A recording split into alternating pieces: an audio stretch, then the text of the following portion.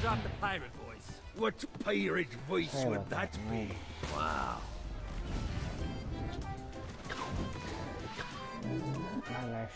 Zinyak's destruction of Earth had a profound impact on the afterlife. To heaven, it was a logistical nightmare.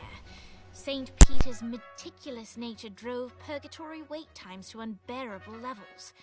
Meanwhile, in hell, where souls in pain were used as currency, it created a new era of prosperity for the wickedly enterprising. This economic boon resulted in the coffers of hell to be overflowing, which in turn piqued the interest of the most notorious man that sailed the seven seas. Long had Blackbeard been a thorn in Satan's side, robbing tax collectors on a semi-regular basis. But the promise of an immeasurable fortune drove him to be even bolder. An arrangement was reached. Blackbeard would provide information on strategic targets in exchange for a share of the profit. Johnny, who was interested in murder, not money, happily agreed. I don't care about fucking Blackbeard. Damn. Grant ye the ability to summon my crew when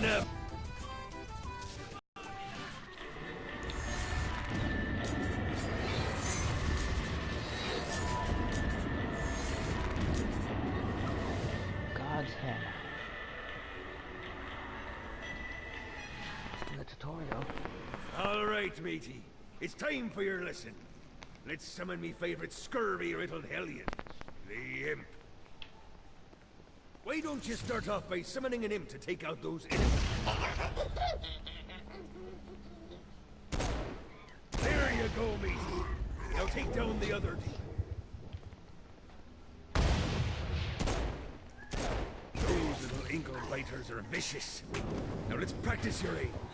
Take down the demons on the islands.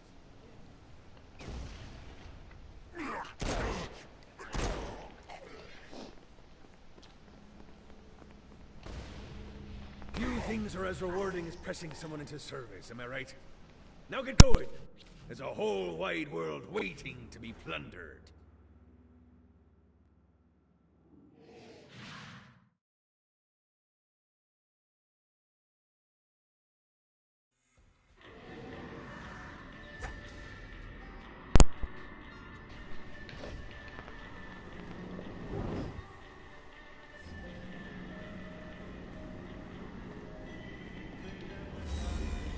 Don't mind if I do. Fuck yeah. I'm looking up.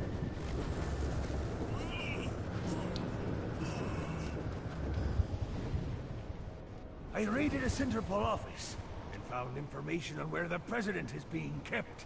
Evidently, they've been trapped in some sort of soul crystal inside Satan's palace.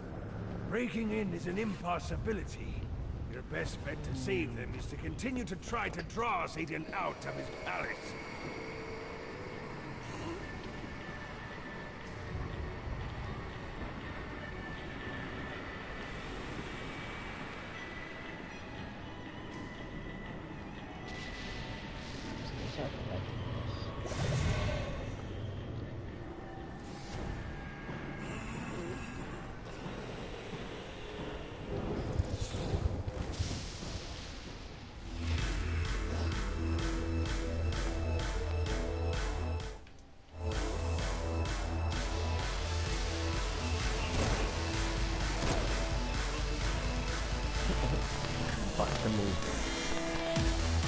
Lights up. William Shakespeare, humanity's greatest playwright, and hell's most diabolical purveyor of entertainment, looks on as a brave mortal on an Orphean quest enters. The bard's interest is piqued, and he looks to test his visitor's mettle.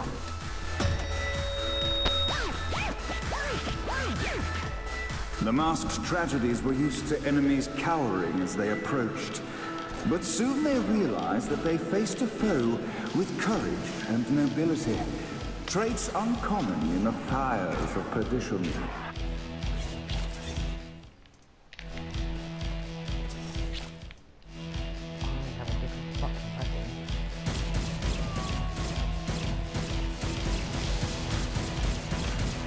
The inciting incident resolved. The time had come for rising action.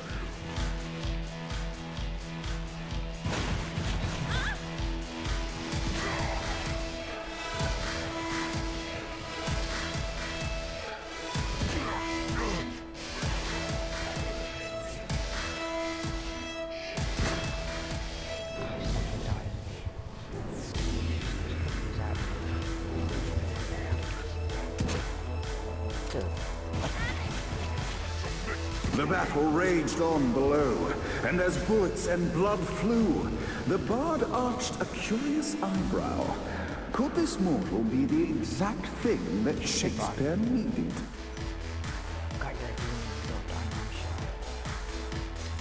Should have said teacup. This man's far. What the fuck is this? Alright. And now, Act 3!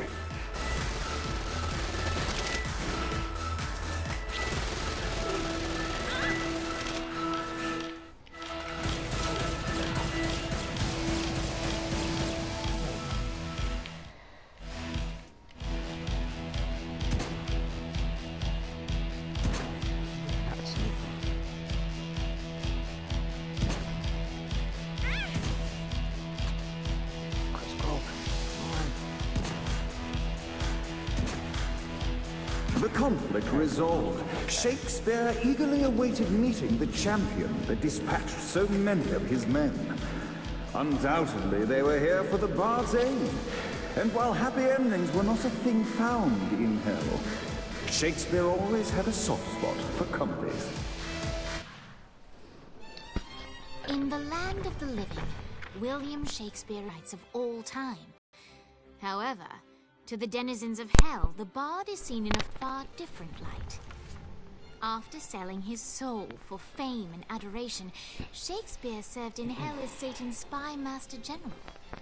In doing his duty,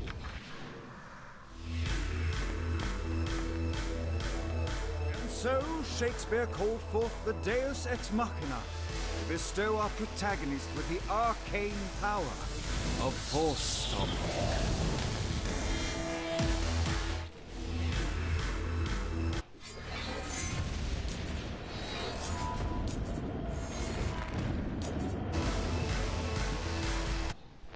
You know, I'm probably shouldn't get off. The mortal stands in the training grounds, eager to try out his new Force Stomp power on the group of demons in front of him.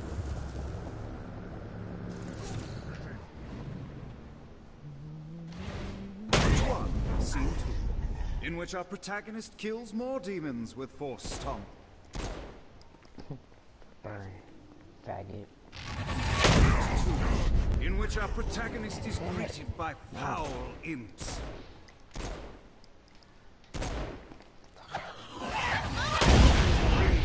In which our protagonist learns that Force Stomp even works on flying enemies, enabling them to remove a Dark Inciter's shield before shooting them. The day is won, and the curtain closes on our noble hero. Fuck. Me.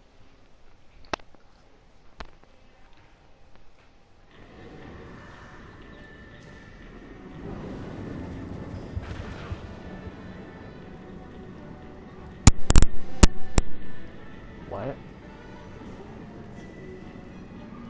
Why are we going to the movies?